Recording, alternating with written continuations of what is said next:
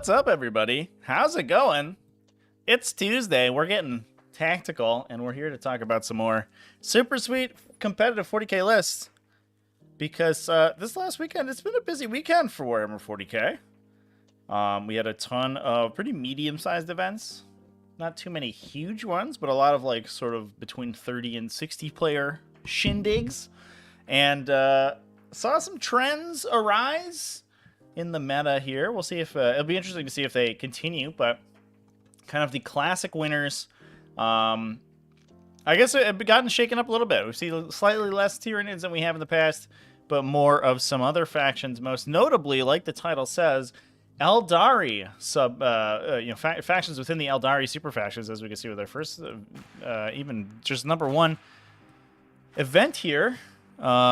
Which was won by Ynnari, which is cool. So we got a couple Ynnari winners, a couple mixed Eldari and craft rolls to talk about. But we also have some outliers that I may do tournament tech talks on.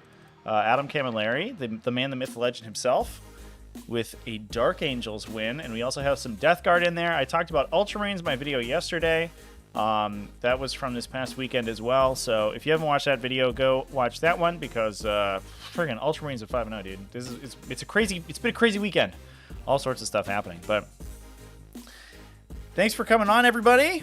Hope everyone had a good weekend. Anybody get some games in?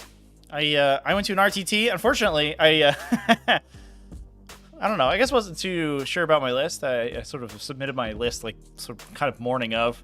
Ended up going, and I had a couple good games. I played 2 games, and unfortunately, my second game rolled so bad that I was sort of out of the running there. So we diced off the last game, and then went home to stream some Darktide.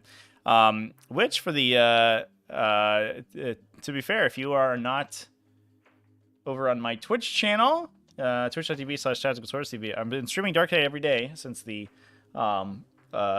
pre-order beta has been released. So if you want to come watch some Darktide gameplay, hang out with me for a couple hours every morning, I'm going to try to be streaming at 10 a.m. US Eastern, so usually before all stuff goes live over on this channel.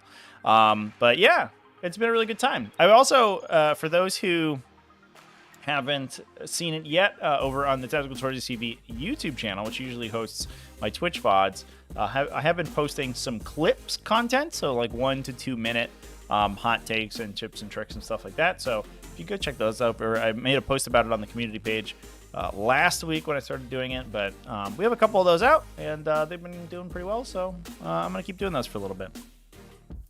Colin Micklithwaite placed 5th in Hellstorm GT. Congratulations, my man. Cheers, dude.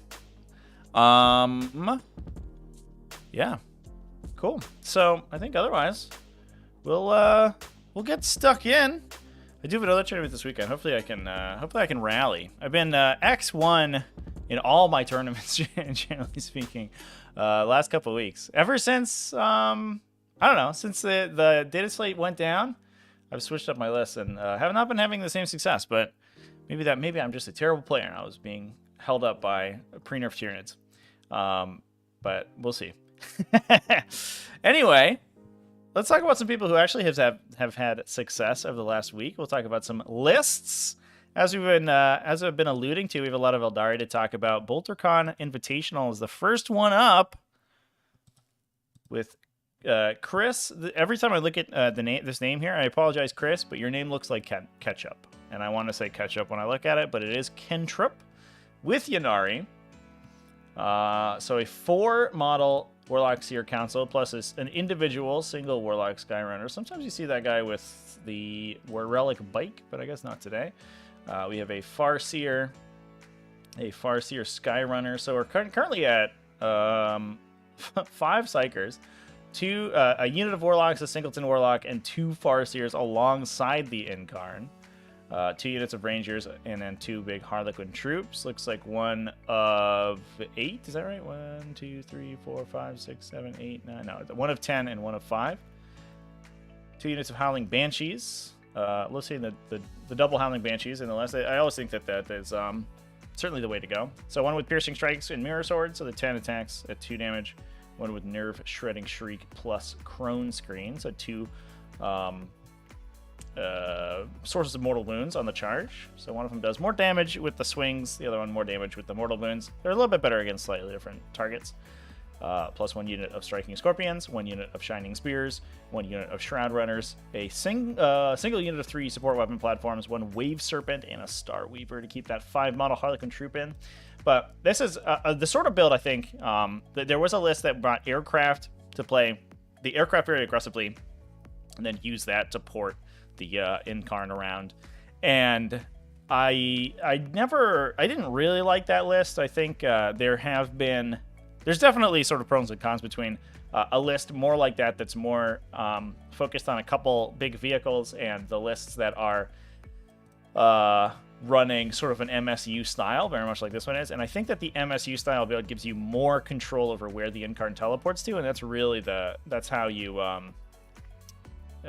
you get the value out of Ynnari, basically.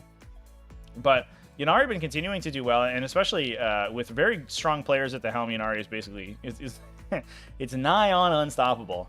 And I think it could be that we have underestimated it in the power rankings. I think I remember I put Ynnari right around the mid tier, but I wasn't so sure because there hasn't been a lot of play with them. But they're doing very well, so I think that might need to be reevaluated.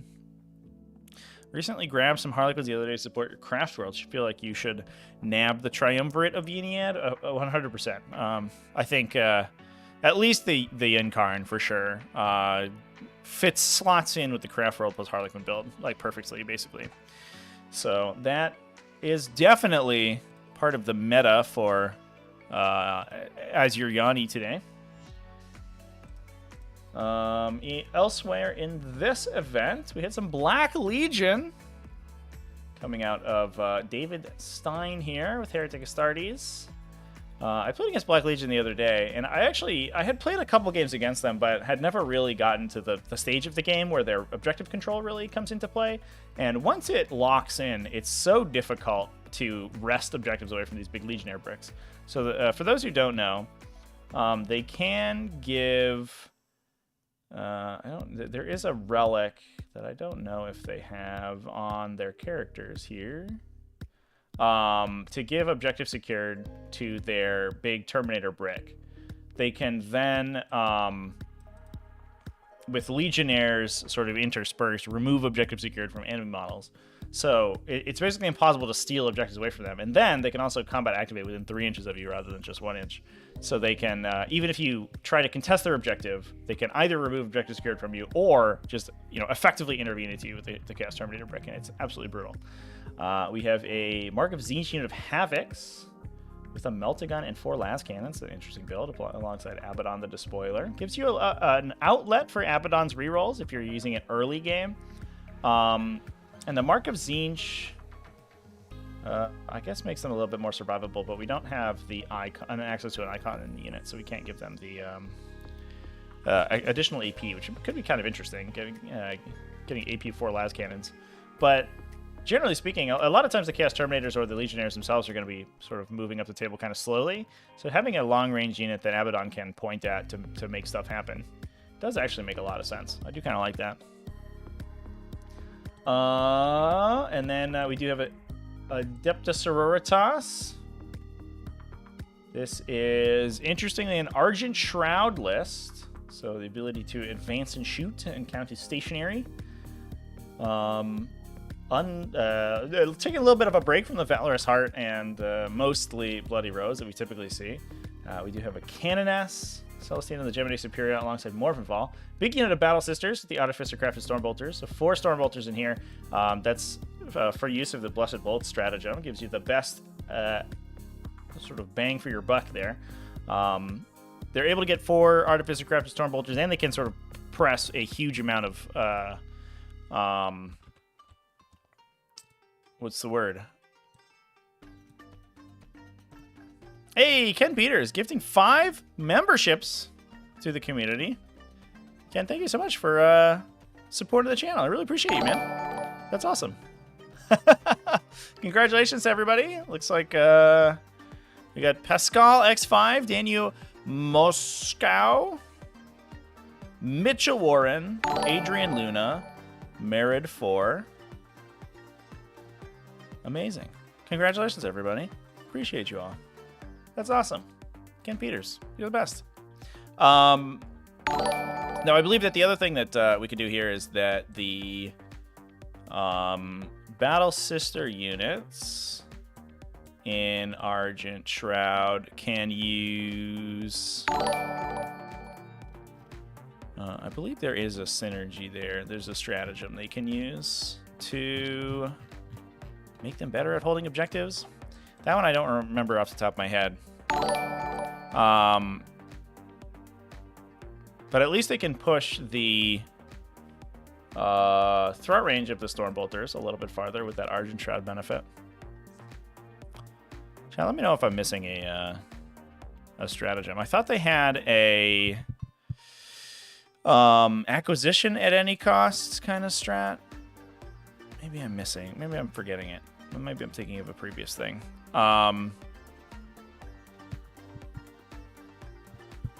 Okay, yeah. So they can use Defenders of the Faith as long as they're within range of an objective marker. They rapid fire out to maximum range, and they get transhuman physiology, essentially. You use it in your own movement phase and then buff them up. So it gives them kind of a little bit of a bolter discipline sort of style, and then they become very difficult to kill. So killing a 20 model Battle Sister squad on an objective that's being able to dump 6 mortal wounds into you with Blessed Bolts at 24 inches. It's pretty strong, turns out. We also have 2 additional units of Battle Sister squads. A unit of Celestian Sacrosants, a Dogmata, 1 unit of Paragon Warsuits, Repentia Superior, some Sisters Repentia, some Seraphim, some Zephyrim, ooh, and then a bunch of, just 2 Penitent Engines with Flamers, and 4 Multi-Meltas. I like this, a little bit of a different variety of Adepta Sororitas.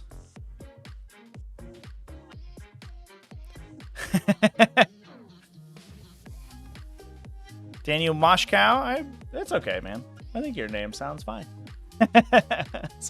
Sounds pretty good. So I like this. This is a little bit of a divergence. I have played against the large Battle Sister squad before in games, and I think it's pretty effective, especially the Stormbolter builds to be able to put mortal wounds onto things, and especially right now when we're in this position where everyone's worried about doing mortal wounds to people. Being able to rip, maybe 2 Terminators out of a unit of Chaos Terminators is a pretty big deal, which is what is effectively just a troops option. Plus, then you also have Retributors that can follow up with that as well. Love it. Good stuff. Going on to the Kraken Grand Tournament, this is where we saw Adam Camilleri with Dark Angels 6-0, and this is a Ravenwing build, if I remember correctly. Yeah, we have a Ravenwing Talon Master with the Arbiter's Gauge, which is, I believe, the ignore attack modifiers, if I can remember that off the top of my head, and then also Overwatch on a 2+, all of which are good things to do. That is... Yes. Always hits on a 2+, so and ignores cover. The cover ignoring is especially effective for the Talon Master because they can... they have a lot of sort of mid-AP weapons between the Heavy Bolters and the Assault Cannons. And at one point, I know that they ignored cover innately, but I'm not sure that they do that anymore. They project an aura to other core units within 6 to ignore cover against the particular enemy unit. So they can make your attack bike squads and potentially Black Knights if we have those, but it looks like we just have big infiltrators. We can make those ignore cover, but the Talon Master does need the relic to do it himself. We have Samael in there, a Ravenwing Champion with the Reliquary of the Repentant to reduce invulnerable saves in an aura. We have 2 units of attack bikes, multi-meltas, 3 Stormspeeder Thunder Strikes, 2 Dark Talons, all in on the fast stuff. So 2 aircraft, 3 Stormspeeders, 6 attack bikes, plus in a second patrol detachment, a Phobos Librarian. He has Watched, so the automatic denies. So you can really mess with secondary objectives there.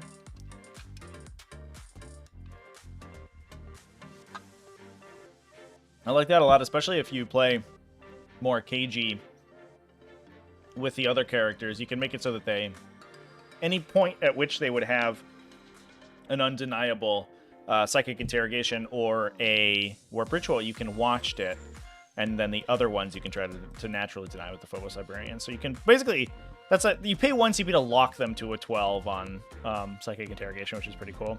1 unit of company veterans, and then interestingly, a 10 model infiltrator squad with a Helix Gauntlet. I wonder what the benefit of taking the 10 model squad is. I guess it gives you the option to combat squad down if you want to have 2 squads to jump around the table, but if you really need the 1 squad, maybe if you're not that worried about screening out a wide variety of area and you want to just be able to dominate one objective, having a big infiltrator squad that you can protect with things like smokescreen and transhuman physiology, plus a Helix Gauntlet makes that unit very difficult to kill. So it just gives you a little bit more optionality there. I would probably hazard to guess. Very cool. Floor Sweepers Union was an awesome tournament. You were there? That's awesome. Yeah, that's good to hear. I know it's about 40 people, right? If I remember correctly, which is pretty cool. We have Finn Decker in 2nd place with Chaos Demons. 2 Heralds of Zine, a Changecaster and a Fluxmaster. Plus a Bloodthirster, 3 units of Demonettes, 1 unit of Blue Horrors, Nurglings, 3 units of Flamers, as is tradition, and then Scarbrand and 2 units of Bloodletters. Scarbrand's so interesting to me, not taking him alongside Bellicor, because he himself is a Warp Locust for Khorne units, but he is he really doesn't want to be placed on the table, because it turns out Scarbrand's it doesn't sound like it, but one of the squishiest Khorne demons that you can put in your army. And even though we do have the Tank Thirster build on the other guy, so he's an Indomitable Onslaught for the 8 wound phase cap, Brazen Hide for the damage ignore, and then Blood Drinker Talisman to regenerate wounds. You can put the Bloodthirster on the table, but Scarbrand cannot teleport off the Bloodthirster. He can only teleport off other Warp Locusts, which the Bloodthirster is not. So you're either putting Scarbrand on the table and hoping he doesn't get shot, or you're just trying to sort of you're hoping your opponent's leadership is bad enough that you can manifest him in close enough that you can charge people and catch them in melee, which is always a little sketchy to me. But clearly it worked out for Finn, 5-1 record, so that's pretty good. But interesting to see Scarbrand pop up in more lists because he is a really interesting pick. I think if he can get stuck in and he can start engaging people in melee, preventing them from shooting him, and you're not super strong in melee, Scarbrand's an absolute nightmare. But if you are, if you have a ton of guns at all, and you or you can fight well in melee, and he makes you better at fighting him, you can just one-shot that guy. But the other benefit that he is immune to psychic powers is certainly useful as well too. That's important not to forget, because so many people are relying on psychic powers right now to deal with either other Chaos Demons or Chaos Space Marines, things like that, which is certainly important.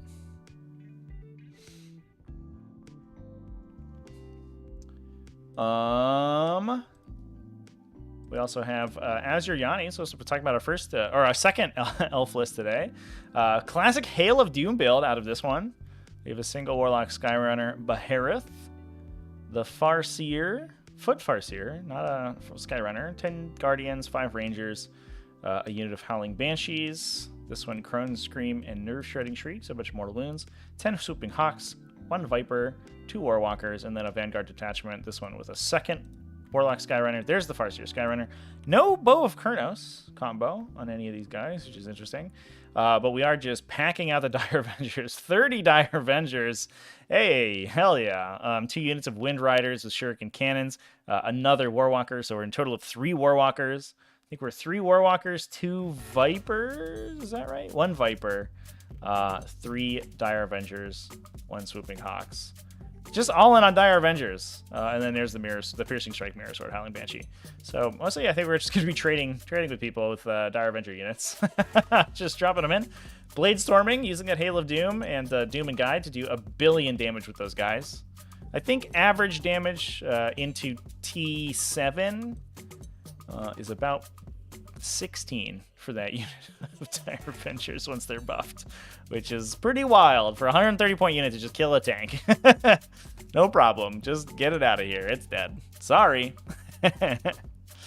Moving on, we have no retreat, so we do have a Death Guard at 5-0. I told you, Chad, this is going to be a weird week. We have so many interesting lists at X and O. Now, I didn't catch if this was...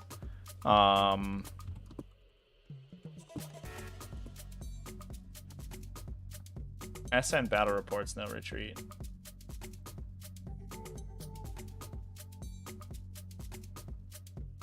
If so, they do play with some house rules. They typically don't allow faction souping. And they have a little bit, sort of like a soft composition system, which definitely can change the power level of some things, which would make sense that Death Guard took it down. But Death Guard, we talked about Death Guard last week, right? Death Guard have actually been slowly but surely squeaking up, and to be fair, that's kind of the case for everything. We're sort of equalizing the power level of the metagame right now, so even a faction that has been doing poorly like Death Guard can do well, even in a standard format, not necessarily a modified one. But we have a Tallyman. Interesting, running Plague Skull of Glothila on the Tallyman. So that's the bomb we can throw to do a bunch of Mortal Wounds. We have Lords of Contagion, a Malignant Plague Caster, one big unit of Plague Marines. Looks like a big unit of 10 with a mix of weapons. And then 2 additional units of Plague Marines, 2 units of Poxwalkers, 3 Death Shroud Terminators, a Foul Blight Spawn, 2 Plague Burst Crawlers, and Mortarion himself. Incredible. Looks like No Retreat's website might be a little broken. That's awkward. That's great. SN also have a rule that you can only use 6 stratagems that you need to run on your list. Is that real? No way. Let's see if I can get to their website, chat. SN Battle Reports. Is that their website? I'm having a hell of a time trying to get there. We might have to call this quits, chat. I don't know what's going on with them. It is snbattlereports.com, but for some reason it's not loading.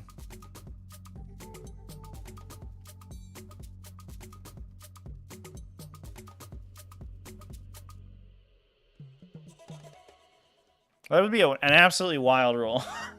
I knew that they like to play with some casual rules, but I didn't know they restricted the number of stratagems you can use. That's insanity. It looks like their website might be dead, chat. Unfortunately, that's it. That's too bad. We'll circle back on that if we can get it to work. We also saw a Chaos Knights list here. That one.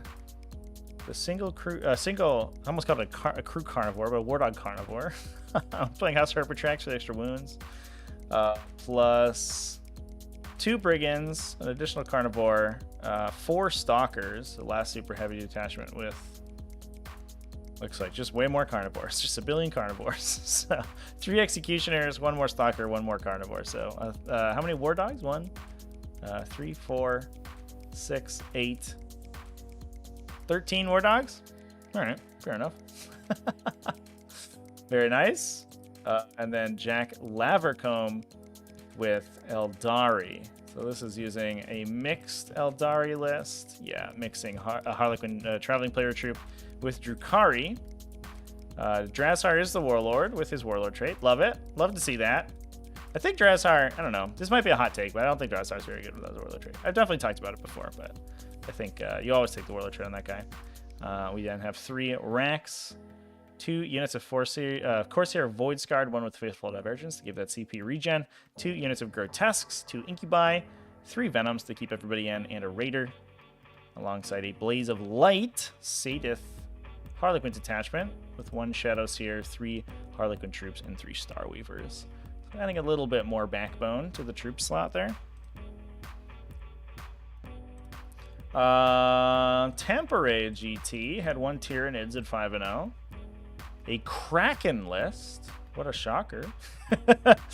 And was running a Reaper of Blood X, 1 Type Tyrant, Neurothroat, 1 unit of Tyranid Warriors, 2 units of Raveners, 2 Harpies. And then a second Hive Tyrant, this one with Heavy Venom Cannon and 3 more Tyranid Warriors. I like that. I do appreciate the lists that are bringing sort of a mid-range. I do think that that's the way of the future for Tyranids. playing more and more with them, I've been finding that the building for the Raveners gives up no prisoners a little bit too easily, and Raveners in a lot of matchups are sort of big do-nothings. If you run onto, you know, heavy armor stuff, high wound count stuff, Raveners being only 1 damage attacks, despite the fact that they have a lot of 1 damage attacks, they don't get through like vehicles and things very well, so you need something else. And then they also just they sort of bleed points if your opponent is taking no prisoners. So you have to be able to build your list down somehow, and taking aircraft, I think, is the way to do it. Definitely going to be an attrition-focused variety of the list, though, because you don't have a ton of objective holding. You're mostly trying to trade for objectives with the Raveners, and then continue to deal damage with the Harpies, and hope your opponent doesn't have the beef to get through the Harpies and the Raveners at the same time, and then the 2 Hive Tyrants in the late game. Viking invitation game, or invasion games. Is that misspelled? Oops. We have Heretic Astartes. This is an Emperor's Children list at 5-0. First place, Emperor's Children, a bunch of Noise Marines, some Purple Terminators, 2 individual or 5 model possessed units, which is a little bit interesting, plus an Abaddon the Destroyer. All right, fair enough. We've decided to paint our Chaos Terminators pink today, so that's good. Mostly kind of normal stuff. Cool. Love it. Andreas Holm with Blood Angels at 4-1. Blood Angels continuing to do well. Commander Dante has the Warlord 1 Infiltrator Squad. 1 unit of Sanguinary Guard. That is an 7 model with a mix of swords and axes. Plus a Scout Squad. And we do have a Landspeeder Storm later in the list to make that Scout Squad make sense. Unfortunately, you can't use the Warrant of Trade off of Void's Men-at-Arms anymore to embark in Landspeeder Storms, because that's no longer legal. Now that their datasheet has been updated to the most recent version, they don't have that ability anymore. So you actually do have to take regular Space Marine Scouts to bring in your Landspeeder Storms. It is what it is. Unfortunately, you pay about an extra 30 points for that unit. They're a little bit better than Void's Men-at-Arms, but probably not 30 points better. We have Lamardis and a Sanguinary Priest in a 2nd Vanguard detachment. This one bringing 3 units of Death Company Marines. I think this is basically the go-to now, right, chat? So everyone's running the Death Company Marines to get the maximum score out of Fury of the Lost. They will get points when they die. They get points when they kill things. It's just great. Looks like SN Battle Report's website is dead. Oh, no, here it comes. Literally as soon as I click on it. Decides to load. Incredible. Let's take a look at SN Battle Report. At there are no retreat rules here, chat.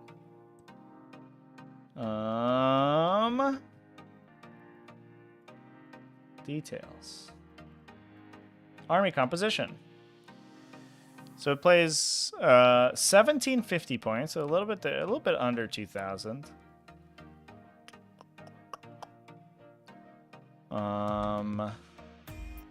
You are not allowed to play Armies of Renown. Okay. You may bring a maximum of 5 troops choices and 5 dedicated transports. Yeah, so very tight composition, essentially. And then you may choose only card-shift stratagems plus 5 of your choosing from your codex. That must be listed on your army list.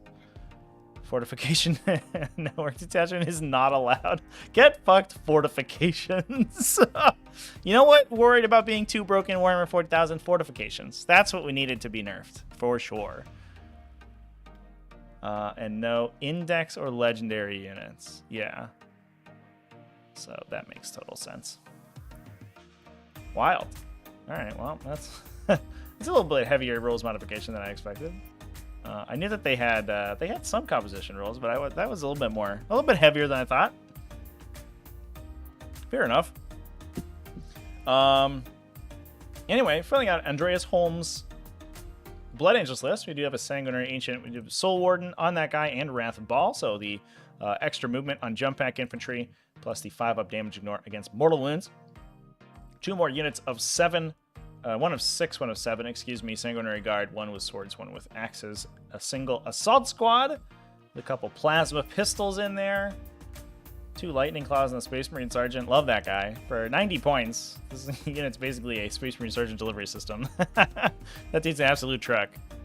He's got 6 attacks in Assault Doctrine. Probably winning everything on 3s or 4s with full rerolls. Pretty solid. Plus an Eliminator Squad with las Fusiles, 1 Instigator Bolt Carbine to give them a double move, and a Landspeeder Storm to include those Scouts in. The Scouts, I think, they're pretty good in most Space Marine lists, although they're a little expensive now. Obviously, you have to spend 120 points for the whole combo.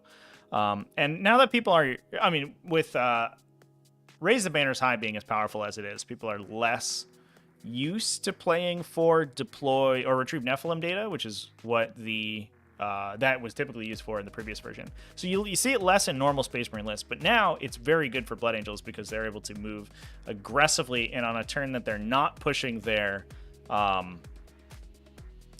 Death Company forward, they can use to get Relentless Assault by putting the Scout Squad in your opponent's deployment zone, because it can disembark after the Landspeeder Storm moves, so it can move 16 inches, disembark 3, and then advance at +1. Even further into your opponent's deployment zone, Johan Henriksen with Tyranids at 3rd place. This is a Leviathan list. A little different. We do have a Tyranid Prime making an appearance. Love that guy. I've been missing my Tyranid Prime. I was playing sort of Mass Raveners and Warriors, and there were so many situations where I would leave with like a single model on 1 wound, and I was like, if I could reroll once here, I would have killed that unit in overrun, and everything would have been different. So I'm definitely missing my Tyranid Prime out of my list right now. And I think maybe Alien Cunning on that guy is pretty good, because he can just sort of sneak objectives away from people. I don't know.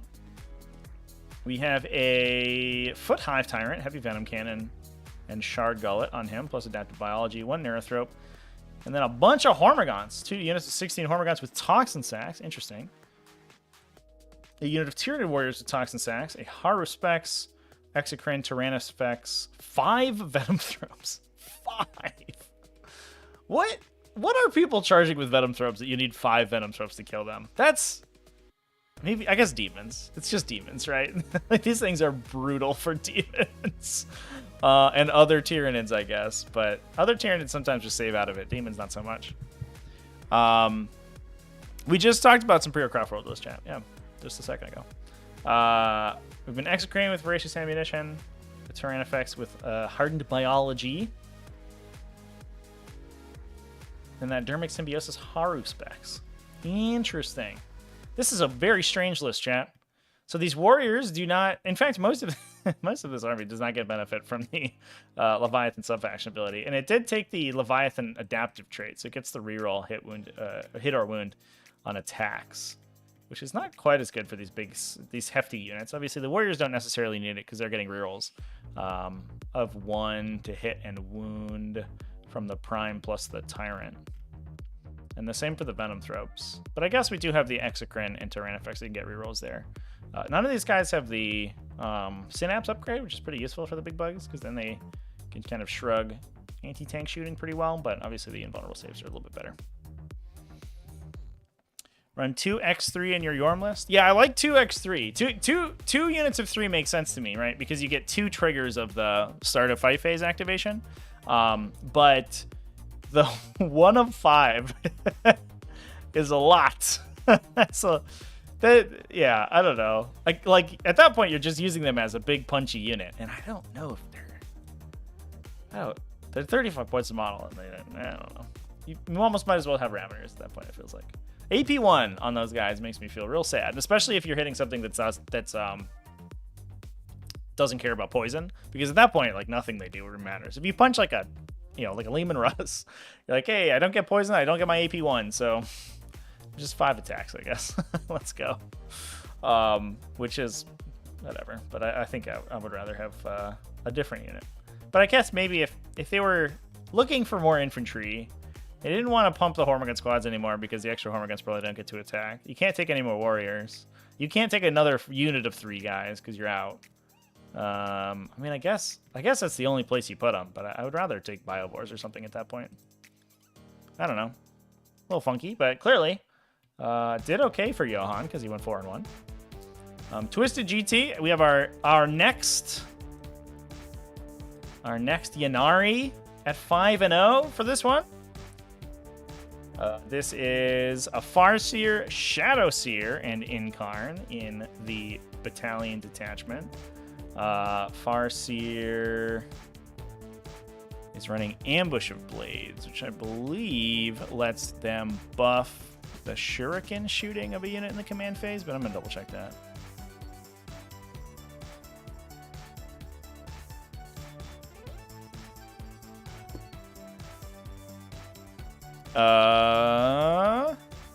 Oh, excuse me. It's the opposite.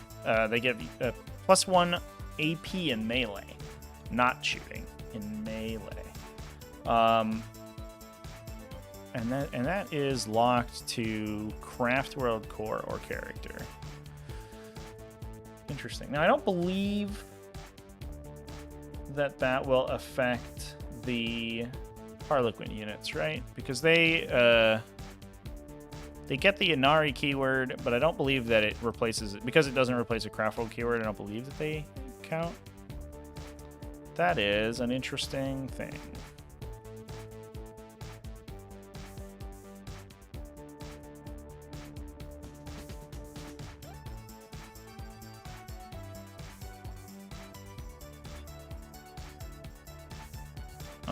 It counts as a Craft World keyword for the purpose of getting Craft World attributes.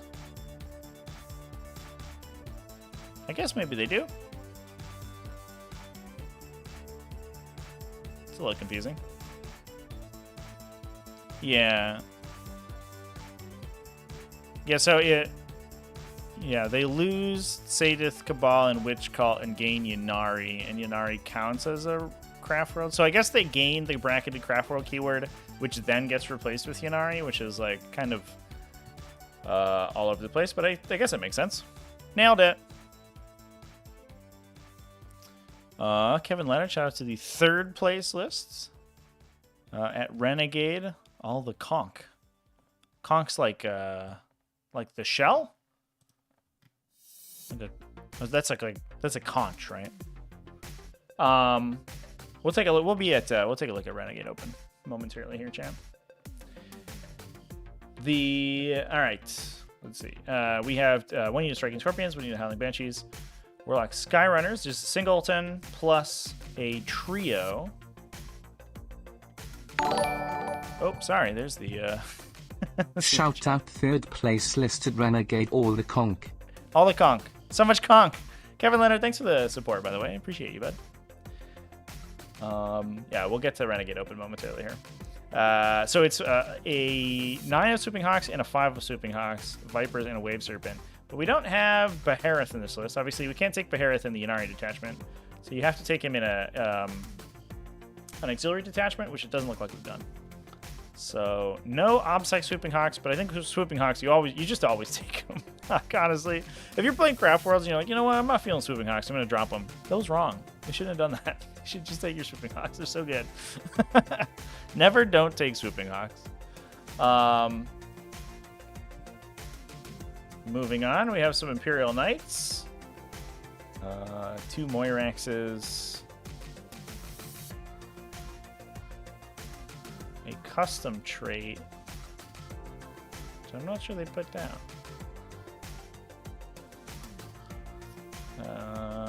Strike and Shield is their sub-faction ability. I will say, chat, I think I've definitely said this before, but I think that my biggest blind spot when it comes to 40k is probably Knights, because it's too many individual abilities, I think, stacked on top of each other. And at some point, I need to go through the codex and like sort of take it to heart, but I can't do it. Especially Free Blade Lance. As soon as the Free Blade Lance it comes out, I just totally shut down. I don't understand that army renown. So Strike and Shield is Trans Hitman in melee, so you can only be hit on a 4+, and you reduce and you get Armor of Contempt in melee. Excuse me, you ignore AP1, not 1 point of AP, but AP1 in melee. I have seen that be played, actually. So I've seen similar lists to this. Normally, they have the big guy, the big knight who gives you an invulnerable save. So you can get a 4+ invuln in addition to the trans hitman, and that makes the little units extremely difficult to kill.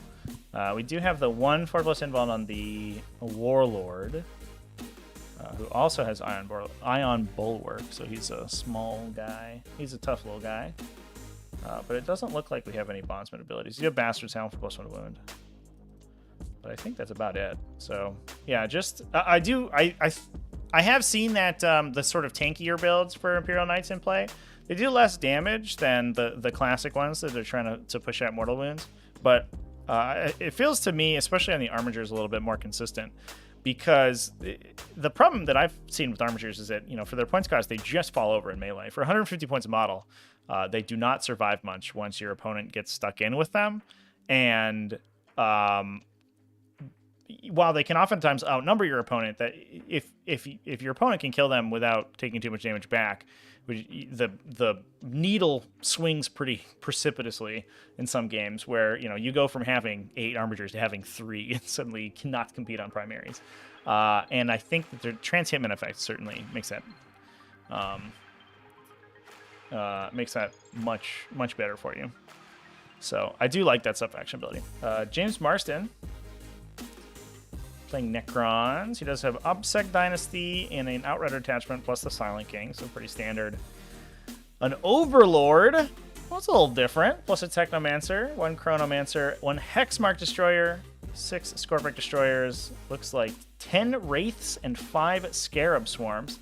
1 little throwaway unit of Tomb Blades, Locust Destroyers, and 2 Doom Scythes. So no Catan Shards with the Doom Scythes. We don't have the Deceiver to redeploy them, so just sort of hoping for the best once they sit on the table. But playing pretty much the classic Doom Scythe list. The Overlord inclusion here is interesting because it's a special arrow, which is I think the flat 6 damage arrow, Tachyon arrow, is that right? But that gives them the ability to power up the Locust Destroyers and the Doom Scythes with My Will Be Done on the first turn. So he gets 3 instances of My Will Be Done without having to take a CCB. So that the... which is, I don't know, the Overlord's a little bit cheaper, I guess. If you want to take Code of Combat, I guess having the Relic Tachyon arrow is pretty good. Because you can just like plink a unit. You can effectively auto-kill 1 unit to score the points on it, which seems okay. So I understand. There's some uses there. I like it.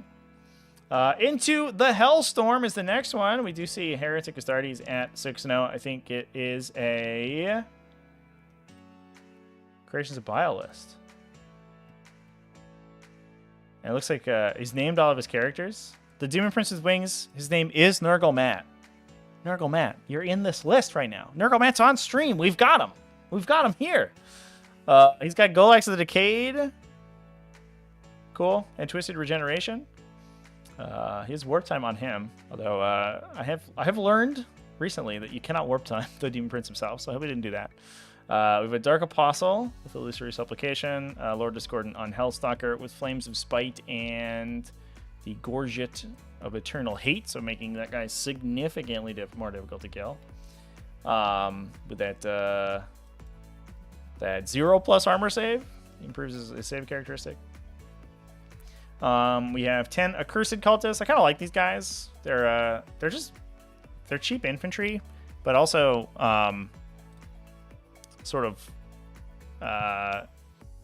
also pretty good in melee, which certainly helps. Significantly better than the regular Chaos Cultists for sure. 2 units of Legionnaires, 1 Mark of Slash, 1 Mark of Corn. A big chosen brick, 2 big chosen bricks, 1 Mark of Slaanesh, 1 Mark of Corn. Really like mix it up here. Mixing Corn and Slaanesh together. Black Run of Damnation on the Chosen, which is interesting. It does push compared to Cast Terminators, they hit sort of similarly hard, They get the icon, which is certainly a buff, but they lose out on a point of armor save. But generally speaking, because you're playing Gracious Bile, it's not the end of the world, because if people charge you and kill you, you're still going to get to fight. So the raw resilience isn't necessarily what you're going for. But otherwise, Chosen have basically the same defensive profile as Terminators. They're 3 wounds at toughness 4, and they're just a 3+ save instead of a 2+, and don't have a built-in invuln, which typically doesn't matter. But then also they get the benefit of having that Mark of Slaanesh. So that's great. And they get the benefit of being a little faster, which certainly synergizes with the additional bonus to speed that the Creations of Bile already gives you. Plus, Chosen accursed weapons already have like a little bit of a synergy with Creations of Bile, since they get you to strength 5, and then the COB benefit gets you to strength 6, since the accursed weapons +1 strength, Creations of Bile is an additional +1 strength. Strength 6 is a big cutoff point for a lot of profiles right now. 2 individual units of Possessed, 1 unit of Rubric Marines, 1 unit of Warp Talons. Pretty classic Creations of Bile fare. I like to see Creations of Bile do pretty well, although I do recognize that it is kind of a crapshoot whether or not you get a good matchup with them, because sometimes your opponent shoots you to death, and there's nothing you can do about it. Whereas at least Emperor's Children, while they're less scary in melee, or maybe equally scary, they are significantly better at shooting. Ben Pierce with Harlequins. We do have a light Sadith detachment here. Excuse me. Ooh. A Shadow Seer with Laughing God's Eye to get the ignore mortal wounds. A second Shadow Seer, a Troop Master with Foot in the Future, Player of the Light, and Shigarex Rose.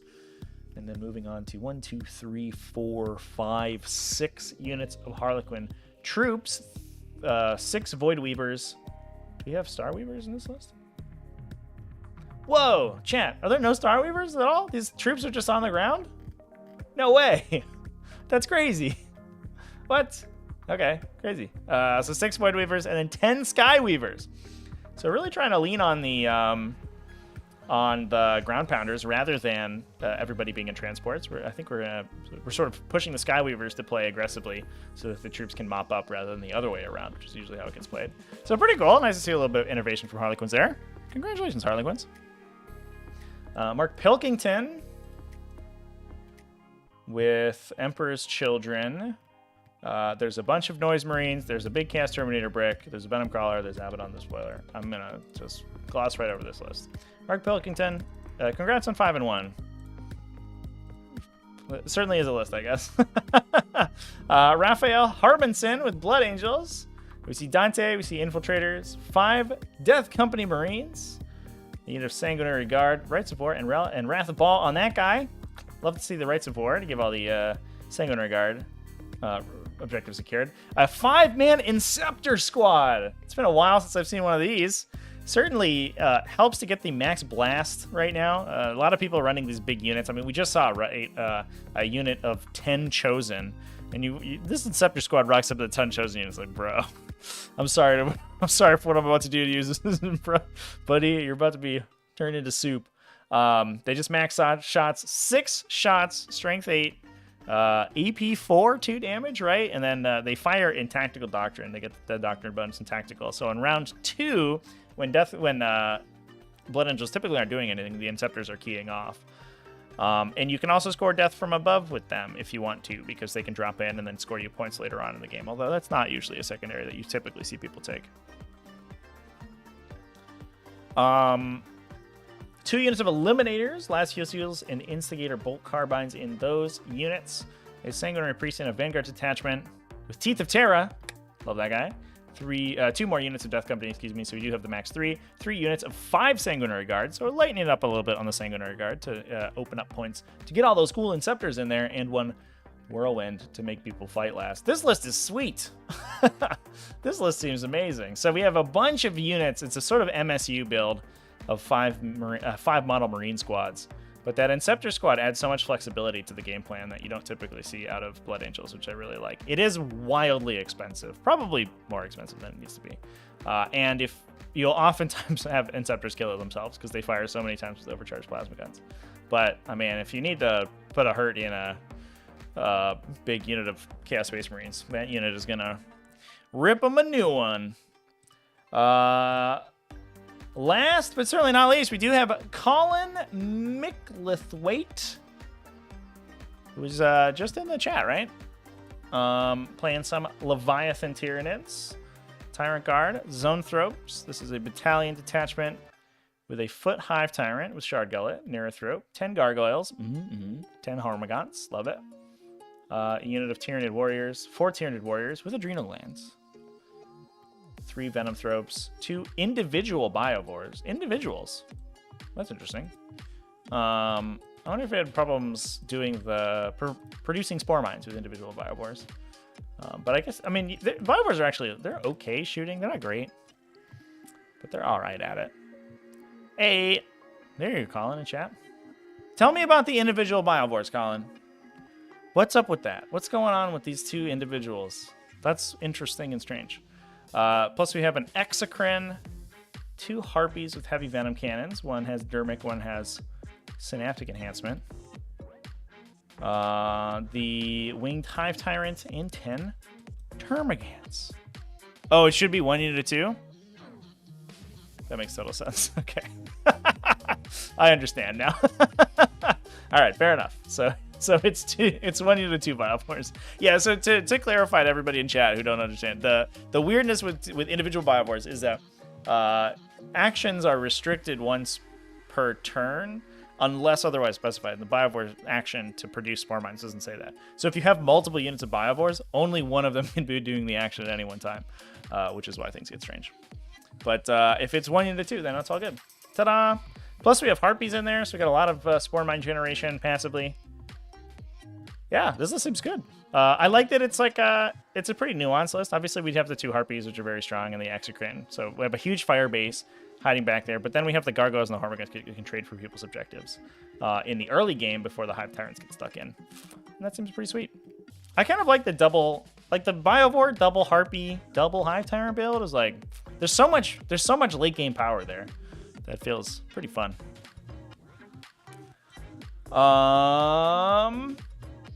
Cool. Moving on. Capital Clash 22. We have Devon Swan here. Past D5 STU Invitational winner. Won by Nicholas Blackburn playing Zinch. I know.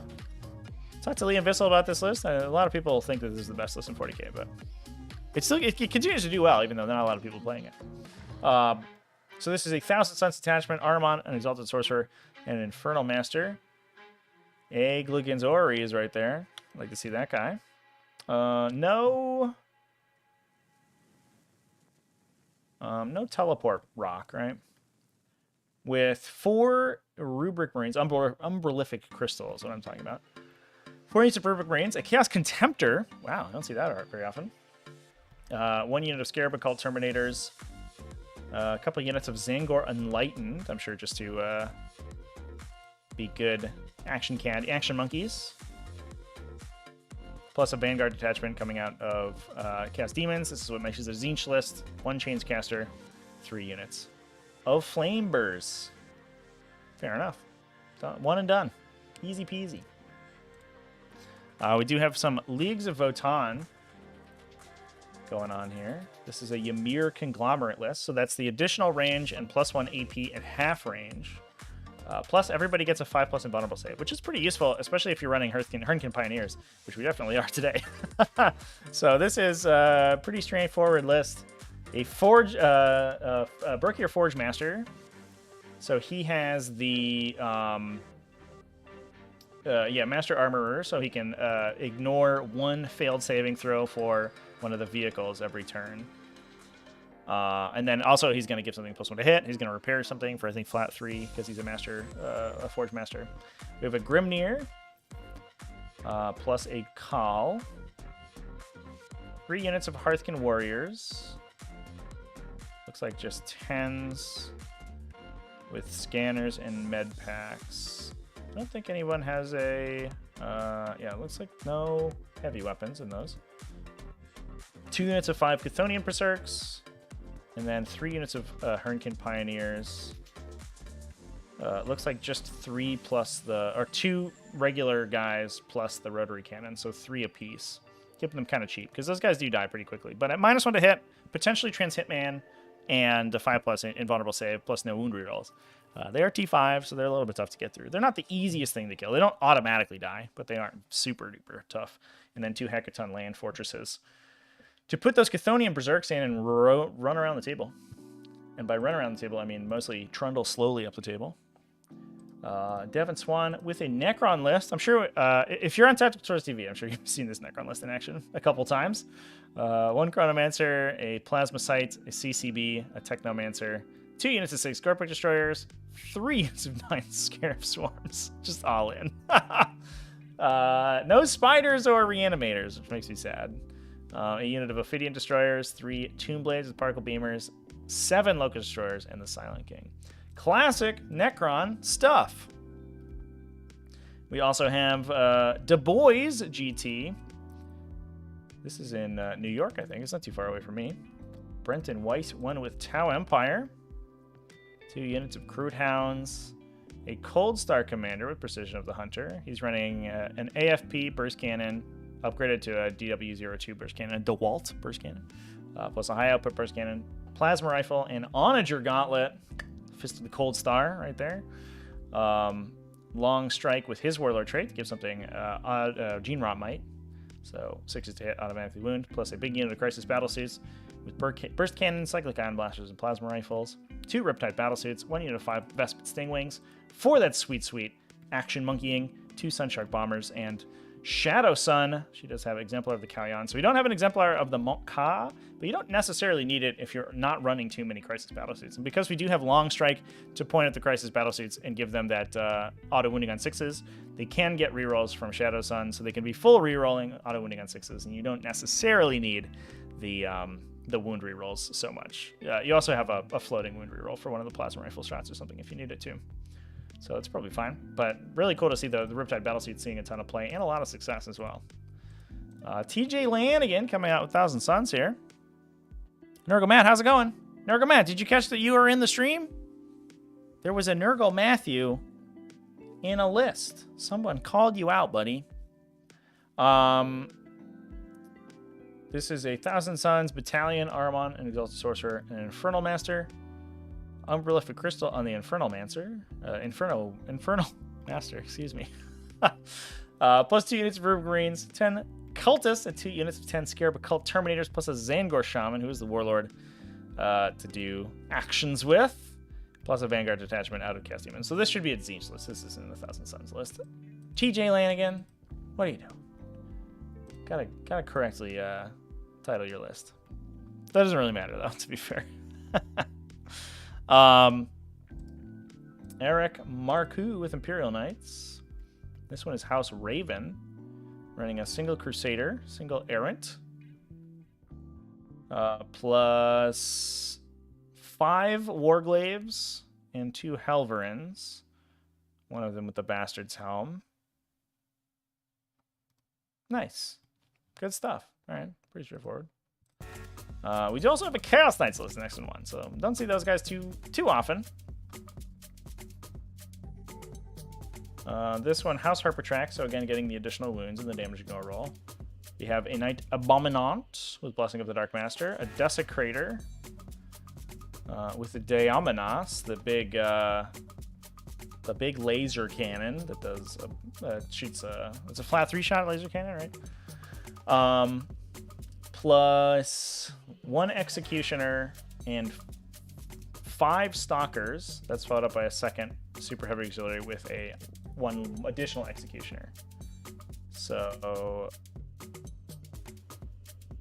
interesting that we, I guess we needed to take this as a Dread Blade, so we couldn't take it in the other Executioner, so we needed to pay initial TCP for it. But yeah, feels like, I don't know how important that is. A little interesting that we a whole TCP detachment for 1 Mordog, but it's fair enough. And then we have another Leagues of Baton to talk about at 5th place at Du Bois GT, 5-1. This one is Cronus Hegemony, so the Bloody Rose sub-faction, right, where they get Shock Assault and +1 strength on the charge. Is that right? I'm going to double check here. Yes, +1 attack, +1 strength on the charge. Nailed it. And their Ancestral Judgment is +1 AP if you have 2 or more Judgment tokens. Nailed it. An Einhir champion, excuse me. A Grimnir and a High Khal. And then a bunch of Hearthkin warriors. These guys are yeah, not super kitted out with their heavy weapons. We do have one with a missile launcher and Medipack. And then 2 units just with regular ion blasters. Looks like the one with bolters with a slightly longer range weapon. And then 2 with ions to fire at 18 inches, but at 2 damage is sort of the way things are going. Then 2 units of Chthonian Berserks, 1 unit of Hearthguard, 5 Hearthguard, it looks like, with a teleport crest, plus 3 units of 2 units of Hernkin Pioneers. Looks like 5 Pioneers, including 1 with a rotary cannon, and 2 Sagittor with autocannons. I've been seeing the Sagittor see a lot of play. They seem extremely strong for their points value. Still, the amount of damage that they do, the amount of the volume of fire that they can put out, plus being able to split your Hearthkin warrior units seems pretty useful for those. Yeah, congratulations to Brenton and TJ for the 5-0 at the boys. I know it was a relatively large event, but I think more importantly, everyone's excited about some friggin' Renegade Wargaming, Renegade Open is what we got asked to talk about. Kevin Leonard, there you are, buddy. 4-0-1, so only 1 draw, marring that record. Congratulations to that. 3rd place, Kevin. That's a pretty big deal. We had Necrons at 5-0, first place from Devon Orchard. 2 Devons on the list with Necrons. Crazy. This one's running Novak. Oh yeah, we're getting into this one, chat. We're not playing Obsec Dynasty today. Incredible. So we have Anarkir the Traveler, who I'm going to refresh myself on real quick here, chat. So he's got the Lord of the Fury and Legions ability, so he gives +1 attack to core units, so which is basically everyone now. So that's cool. 1 Chronomancer, 1 Technomancer, 5 Immortals, 1 Plasmacite. 2 Plasmacites. And then 10 Lichguard. Here we are. So the Lichguard can wombo combo out with a ton of attacks, right? So Anarkir gives them +1. The Novak Stratagem gives them +1. And then I believe there is another stratagem if they are standing next to their... if they're standing next to a noble, they can get an additional +1. So you can net +3 attacks to these guys. So the unit is making 60 attacks at AP 3, Strength 6. With probably like +1 to hit and rerolls and stuff like that. So I think one of my locals put it pretty well, where like Novak is, generally it's a fine sub-faction unless you expect it to play like any other Necron sub-faction, in which case it will destroy you, because a lot of people underestimate how much damage Novak can do in melee until they wombo combo out all these abilities and do a million attacks with the classic sort of redundancy that Necron attacks have with the number of bonuses to hit and rerolls that they have, where they're almost always winning on 2s, rerolling wounds. We also have a unit of Scorpic Destroyers, a unit of Canoptic Wraiths, 1 unit of Ophidian Destroyers, 6 Ophidian Destroyers, a Doomsday Arc for some fire support alongside 3 Locust Heavy Destroyers.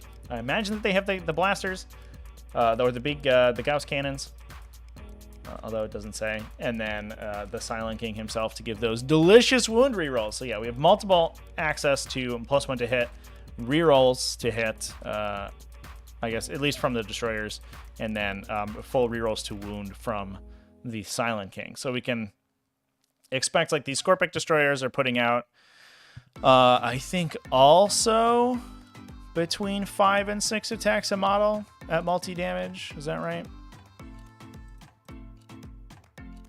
Yeah, so their base 3, the Hyperphase Threshers, are going to swing 5 times, and the Reap Blade swings... 6 times, and the Reap Blade swings 5 times at 3 damage. Potentially more, actually, because they have the plasma site nearby. Yeah, so they can benefit. They can also benefit for +3 attacks. So they're going to be between 6 and 7 attacks apiece, basically. On the destroyers, with the plasma site supercharges them. So each of these destroyer units is swinging 40 times, whatever. It's fine. Everything's fine. Cool. That's a cool list, chat. It's not boring OBSEC Dynasty. We're actually punching people right in the face. We're trading expensive necron units, hopefully up into units that are gonna get destroyed by them. I don't think we have any custodians to talk about this week, unfortunately, chat.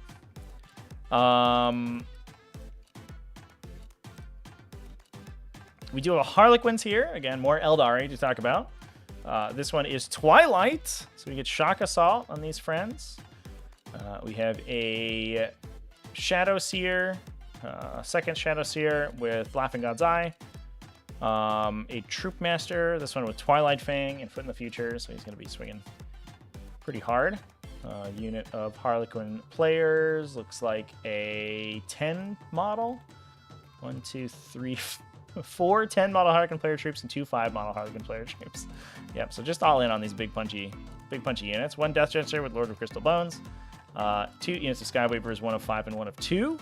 And 3 Void Weavers, no Star Weavers at all. So even the smaller Harlequin troops are just going to be hanging out, doing their normal thing. And they're probably going to be their backline objective holders, while the bikes and the big Harlequin troops are thrown into the meat grinder. Now, the 2 Sky Weavers here, I imagine pretty useful for scoring secondary objectives, since you can kind of throw them away to take your places without having to worry so much about losing one of these big expensive units. And then after your opponent sort of has to come out and deal with these units that are pushing on them, you can start to counterattack with these big, enormous units.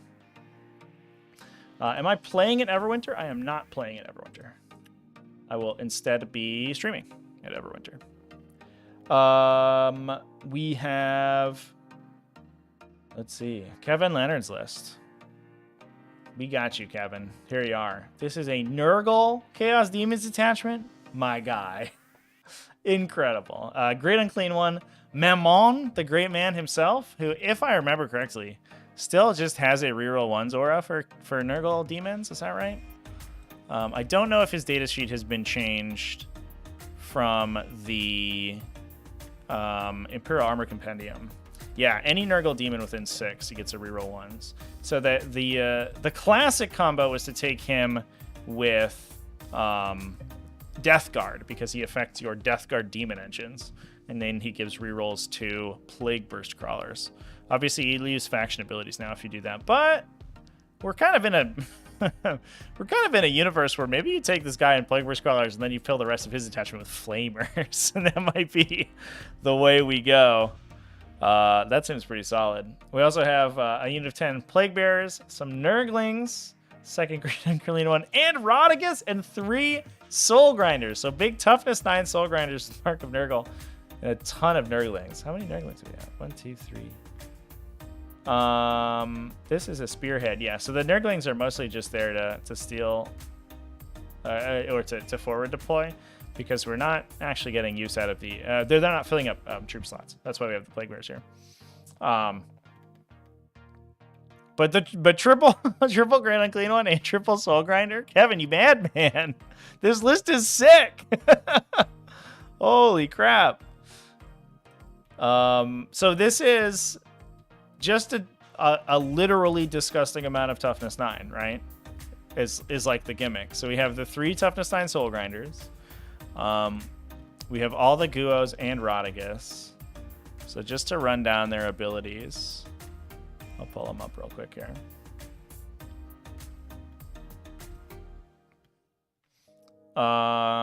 So the first one, who's hanging out with Mammon, has the -1 damage.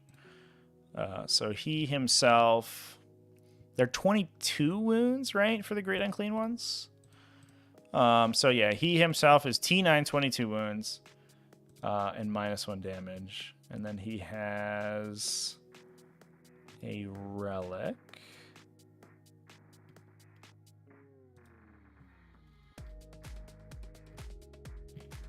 Oop, which I seem to have lost here. Which one is his relic? Does he have the cool flail? Is that him?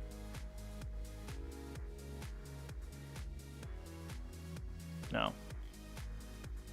Am I missing which one his relic is here, Jan?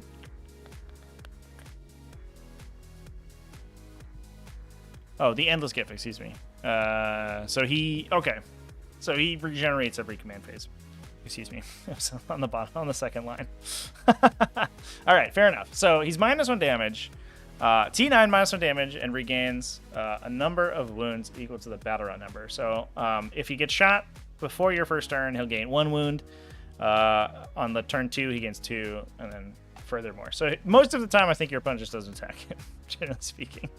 The second Great Unclean one has Effluvior, which is the flail that continues to deal damage. So that's the guy who has that. So it's I believe Strength 8. Yeah, Strength 8, AP 3, 3d3 shots. And the Guos are kind of okay at shooting. But the exciting part is that the 3 damage allocates over. So after Models Destroyed, it continues to deal damage. So it can get through like damage ignore rolls without being totally hosed. It's good at killing 1 wound infantry. So this guy is like pretty solid at just clipping off obsec units from an objective, which is also good because he has Hideous Visage. So you get -1 leadership, -1 to combat attrition. So he's basically Bellacore when it comes to leadership. So you're inflicting -2 leadership to people and -2 to combat attrition because you're also a demon. So the demon ability stacks with that. And then just a big old Rodigus is the last one, who I think is just the same, but has additional wounds. He's two more wounds, and he can mortal wound people. So he's like a little bit more of an artillery piece. Every time he casts a power at 7+, he does D3 mortal wounds to somebody. But he doesn't, besides having additional wounds, interestingly, he doesn't actually do anything to to make himself harder to kill, which is a little bit interesting. And then just 3 Toughness 9 Soul Grinders. This list is cool as hell. The cool thing as well is Maman gives all of the Great Unclean ones and Soul Grinders rerolls. So he can... You have pretty okay shooting going in. The Soul Grinders are fine at shooting, especially with reroll ones. And then the Guos can actually start punching in melee pretty okay. The big downside... Obviously, the Guos don't get rerolls themselves. And they are 2+ weapon skill, but they degrade pretty quickly, unless you're the one who heals a bunch. But that's sick. Congratulations on 4-0-1 with pure Nurgle demons. It is interesting to see. I think it kind of goes to show you that the there's like a platonic ideal of a Nurgle build, which is not really particularly effective, especially the one that the GW wants you to play is like a Plague Bearer Swarm with a bunch of characters to buff them, is really what the units in the Nurgle section are pointing you at. But Kevin's like, no, man. Get out of here. We're just playing Great Unclean ones, bro. Great Unclean ones and Toughness 9 Soul Grinders. We're going to take 1 unit of Plague Bearers just to fill out our troop slot.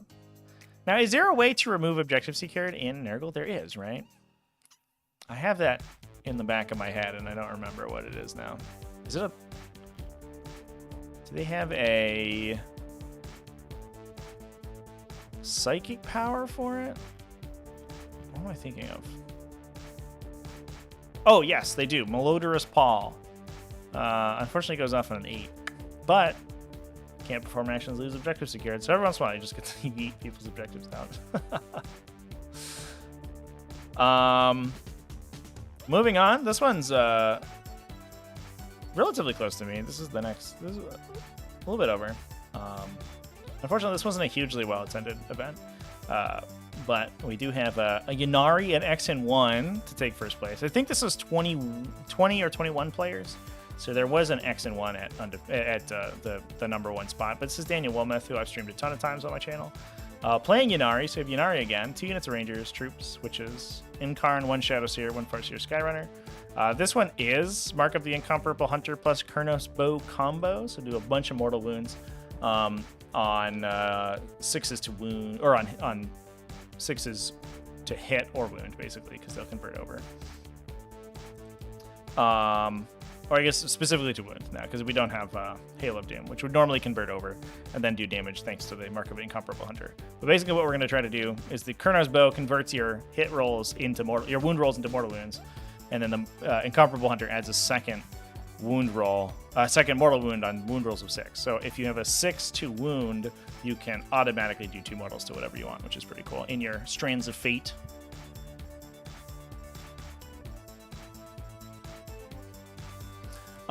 We have 2 units of Howling Banshees, one with Piercing Strikes, one with Chrome Scream, a unit of Striking Scorpions, and Behareth in an auxiliary detachment alongside a Webway Gate. And I know that this event series, Epic is the Webway Gate, so it works. They give it easier setup, so it can set up, I think it's 3 inches away from vertical elements of terrain, so it doesn't have to be 3 inches away from bases, and they FAQ Strands of Fate, so it works. Unfortunately, Earls has written the Webway Gate is borked in 10 different ways, which is unfortunate. But overall, yeah, I think we're a pretty clear, or pretty classic Ynnari build from Daniel. I know he likes to play the MSU build because you can teleport the Incarn around more easily.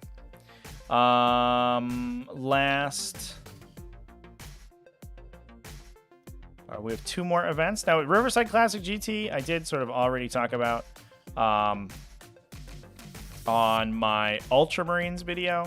So I think we can kind of skip that one. But we will talk about the Nemesis Fall GT, which was won by Chaos Demons. This one also bringing Rodigus. We have 2 Rodiguses at undefeated records this weekend. That's crazy. Plus Scarbrand. Although, to be fair, I think Rodigus is kind of unique in Greater Demons because he does something that none of the other ones do. Which I do think that they did a good job in the most recent Chaos Demons Codex, because they made them all like significantly unique. The one that maybe is not so much is like Shalaxi. She doesn't really have as many special abilities compared to a Keeper of Secrets. Shalaxi is basically almost exactly just a Keeper of Secrets with slightly upgraded stats. Whereas, Scarbrand has a unique suite of abilities, Kairos has a unique suite of abilities, Rodigus has his own thing. And I think Rodigus has one of the most unique, which is he can basically sit in the back and continue to mortal wound people 24 inches away, which is pretty cool if he can continue to roll high enough on his psychic tests. We have, so he gives a little bit of like sort of indirect fire reach to someone in the faction. We have Bellicor in a Supreme Command. I'm just filling out this detachment, Scarbrand and 10 Bloodletters. Plus, we do have Kairos and Shalaxi. All right, fair enough. So somebody wanted to run all 4 of the names Greater Demons, plus an additional unit of Demonettes and Nurglings. So it's 1 Bloodletters, 1 Demonettes, 1 Nurglings. Rodigus, Scarbrand, Kairos, Shalaxi, Bellicor. 5 Graders. Oh my god, dude. This list is wild. That's cool. That's a freaking cool list. Not a flamer to be seen, chat. The last 2 Chaos Demons lists we talked about, no flamers at all.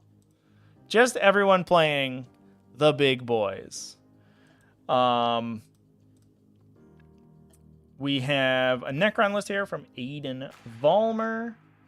This is, just Obsec Dynasty. It has a Silent King, a Technomancer, Immortals, Scorpic Destroyers, Tomb Blades, Locust Heavies, 2 Chronomancers, 3 units of Scarab Swarms, some Spiders and a Reanimator. So we're all in on the Scarab Swarm combo. So they Chronomancer to buff them with a 5+ invulnerable save, the Reanimator to buff them to 4+ reanimation, and then a Spider to regenerate 1 every turn. So you basically just have, it's as difficult as possible to get through an entire Scarab Swarm unit, and almost sort of literally impossible to get through an entire Scarab Swarm unit. They're very difficult to kill, especially for 135 points. The Scarab Swarms become ludicrously efficient. And then we have another Chaos Demons list here. This one is 100% corn, in fact. So, really, I mean, I did talk about how Eldari were doing well this weekend, and we had a ton of Eldari to talk about today. We had lots of Harlequins, lots of Ynnari, and a couple as your Yanni as well. But I think the interesting Chaos Demon lists have been really the highlights. But we also had, obviously, Death Guard at 5-0, Dark Angels at 6-0, Ultramarines at 5-0. So, I mean, I think, really mixing up the metagame here a little bit. Space Marines doing pretty well. Eldari continuing to do well, and I think that if good players pick up Eldari, what we'll find is that factions like Eldari and Adepta Sororitas probably that really benefit from having good play will return to being the top list of the metagame, in my opinion. But right now we are sort of enjoying this like honeymoon period where this updated metagame post data slate hasn't really been sussed out yet, but a lot of things are up for grabs. And I really appreciate seeing these really, really interesting Chaos Demons lists. In fact, Flamers are sort of leaving Chaos Demons lists. We're almost going Flamers becoming part of the Chaos Space Marine lists, whereas Chaos Demons are building for Greater Demons, which certainly makes a ton of sense. So this is a patrol detachment with a Bloodthirster and Scarbrand, 1 unit of Bloodletters, 2 additional Bloodthirsters. So one of them is Indomitable Onslaught, Blooddrinker Talisman, no Brazen Hide. The next one is Argath, King of Blades, and Master of the Blood Tide, which is, if I remember correctly, +1 strength and attacks on the charge. Is that right? It is. Cool. So one smashy boy. Who is actually the warlord here?